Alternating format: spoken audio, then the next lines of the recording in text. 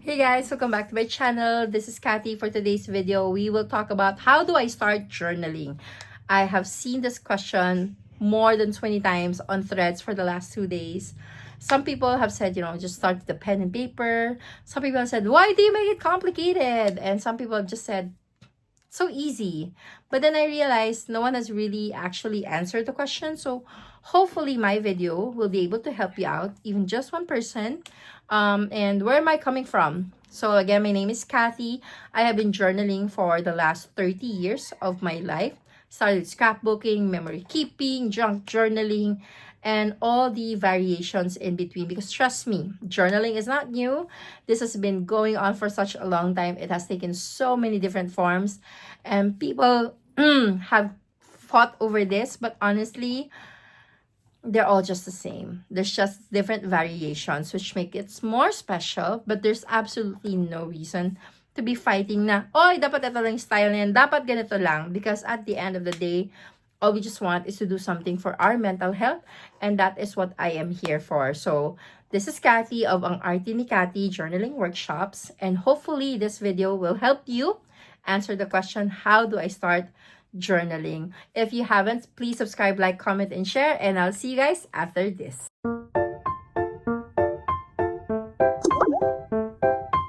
Okay, so again, this is Kathy of Ang Arte ni Kathy. If you haven't followed yet, please make sure to do so.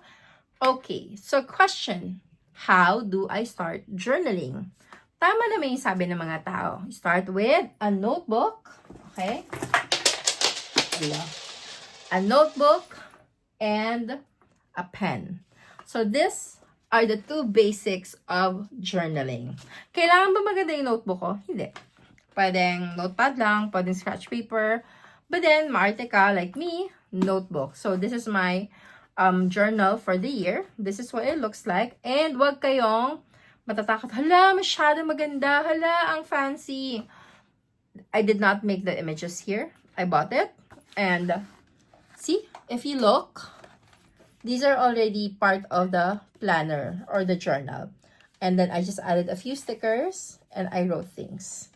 And that's just all I've been doing, is actually just writing, because journaling is just really about putting down your thoughts to paper. Now, another thing that I've seen is, okay, I have a pen and a paper. I still don't know what to do. That's totally fine, okay? For those saying, you guys are making it complicated, I beg to disagree. Kasi the question how to start journaling is valid. In the same manner that someone who doesn't know how to cook, pag nagtanong sa chef, how do I start cooking? It's a valid question. Simply because tayo, people who have been journaling for a long time, have been doing it for so long, it doesn't mean that other people will know how to do it, okay? So you need to be kinder to them. So you have a pen and paper. How do you start?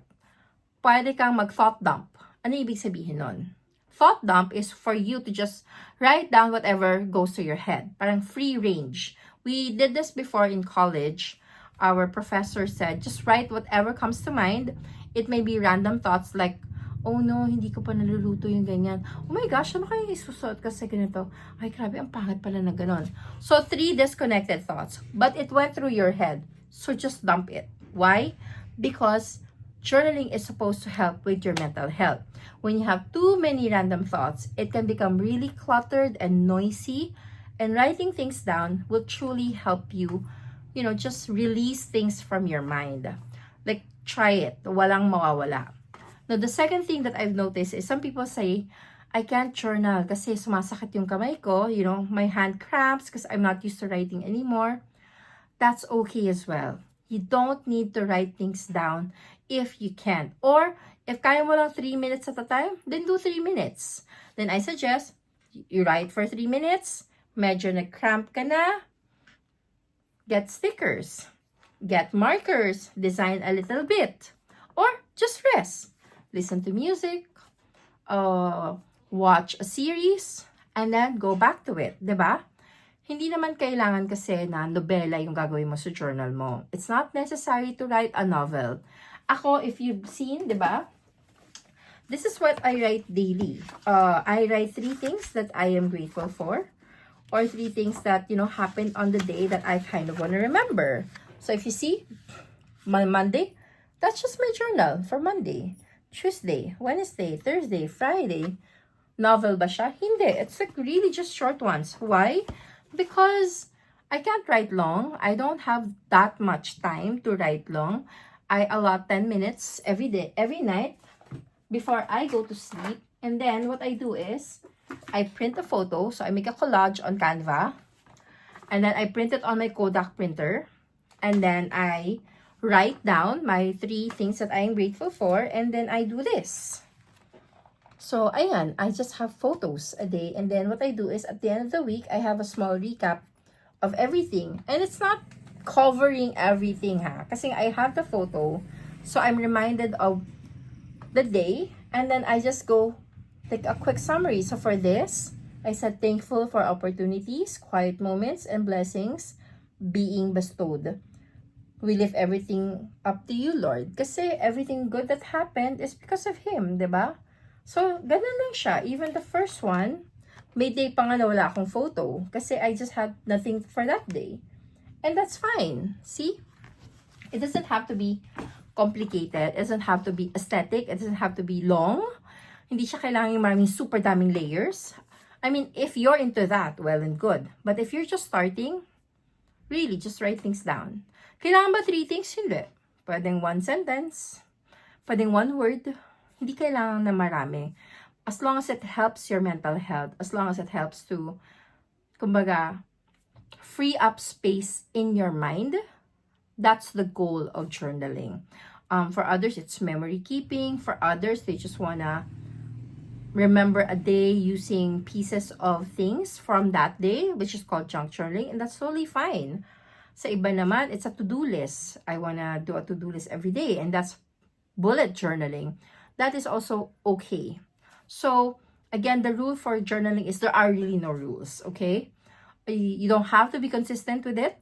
You don't have to write every day. If you want to, yes. If not, that's also okay. Hindi kailangan siya araw-araw, hindi kailangan aesthetic, hindi kailangan bonggang-bongga. Ang kailangan is you are able to do it when you want to, how you want to. Now, if you want to make it aesthetic and more pleasing, go Pinterest, watch other videos, be inspired, imitate, and then improvise. Diba? So, that's the second way. So, 1, start with pen and paper. 2, you can do thought dump. 3, you can junk journal, as I mentioned. So, diba, kunwari, lumabas ka, kumain ka somewhere, get the napkin kung may pangalan, get the paper, yun yung pinaglalagyan, what do you call that? Yung pinapaglagyan ng plato mo na paper na may pangalan ng restaurant, get it. Punitin mo, ilagay mo sa journal mo to remind you, oh, I ate at Yong Baru this day, we had coffee at Starbucks this day, we did this on this day, and it's just all there. And then, you can finish it up with a picture, or if not, just a little note. Okay, again, the beauty of journaling is flexibility. It can be bent in so many ways. You don't have to follow a certain standard lang. There are no standards to it. Kasi pwedeng maganda sa'yo, pangit sa iba, pangit sa'yo, maganda sa iba. And we really need to stop comparing, ay, mas maganda yung gawa niya, ay, yung gawa ko ganito. Journaling is just about you. About your mental health, about freeing up space in your head. So that is the one and only goal. And the only thing that you really need is pen and paper. Now, if you don't like pen and paper, meron din po tayong tinatawag na digital journaling. May nag-voice notes ng thoughts nila. Yun yung daily journal nila. Meron naman nagta-type sa phone nila. Yun yung daily journal nila. Those are also still considered journaling, but in another form, okay? Well, anyway, for me, that's what I teach. I know that there are some purists. That's okay. There are some who are more flexible, more able to cope up with the times, and that's totally fine. What matters is, again, you. Are you happy with what you're doing? Are you happy with your journal? Are you happy with how you are doing things? And if answer is yes, then you're doing it right. Now, if you're the kind of person who compares, may hirapan ka because there will always be someone better. There will always be someone more aesthetic. There will always be someone who can doodle better, who can watercolor, as in babonggahan niya. And, again, whatever floats their boat, go ahead. But for you, what I would suggest is just focus on yourself. Focus on what you can do. Ako, I don't know how to doodle. I wish I could. But since I don't know how to doodle, I use a lot of stickers. So I have things like this. Kasi nga, I don't know how to doodle. So I use mga ganito to embellish. Kasi gusto ko pretty yung journal ko for me. But again, is it necessary? No. The only thing necessary is for you to do your thing when you can do your thing, however you want to do your thing. And that is how you start journaling. You don't start journaling by saying, ay, kailangan ko mag-layering, ay, kailangan ko mag-stamp, ay, kailangan ko na mag-stickers, ay, kailangan ko na marami ganito, ganyan. No, it's really just yourself, and then either pen and paper, or a voice note, or digitally. Any way or form is acceptable, and I hope that in some way this helped someone on how they can start journaling, because I really try to simplify it and answer the questions na paano mag-journal, paano pag hate ko magsulat, paano kung hindi ako magaling mag-drawing, paano kung hindi ako magaling mag-layering, paano kung hindi ako aesthetic. I hope this video answered all of your questions, and if it did, please feel free to leave a comment down below with your thoughts, like, comment, and share. And if you have further questions about journaling, please leave it down below as well. I would be more than happy to answer it for you. Thank you so much, and stay maarty!